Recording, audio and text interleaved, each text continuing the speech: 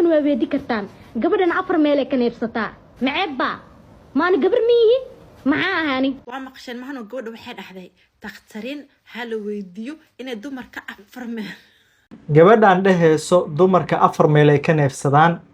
maxaa u leeyaabisiin way saxan tahay weliba waxa ay ka qarisayaa jirto midaasoo ah xitaa ragga inay afar meel ay ka neefsadaan ka hor intaan idiin sheegin afartaas meel oo ragga dumarka ay ka neefsadaan waa anigoo sharxiyaa ku takhasus cudurrada indhaha iyo aragga afartaas meel oo rag iyo dumar ay ka neefsadaan hal jeer aan isla tijaabin oo aan ka wada neefsanno haye intee isdhehaysaa afartaas meel oo ka neefsatay kow sanka waa wada ognahay midda labaad oo afka midda saddexaad oo ishaan ah midda afaraad oo ishaan ah waxba ha la yaabin indhaheena waxay ka neefsadaan xuubkaas hore ee muraayadda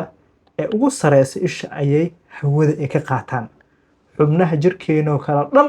waxay ka qaataan hawada ama ay ka neefsadaan neefta ka gasha sanka mise afka ayay ka qaataan ayuu dhiigga u marinayo laakiin indhaha toos hawada ay ugu qaataan oo xuubka hore isha ama muraayadda hore isha ayay toos ugu qaataan marka intaas waxay isku noqonaysaa afka kow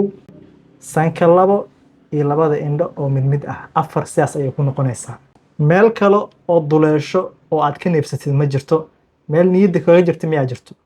ha ku fikirin midaas way kuu daboolan tahay ugu dambeyntii waxaan kaa codsanayaa haddii muuqaaladan barteen aan kusoo gudbiyo ay wax kuu soo kordhiyaan ha hilmaamin inaad flow garaysid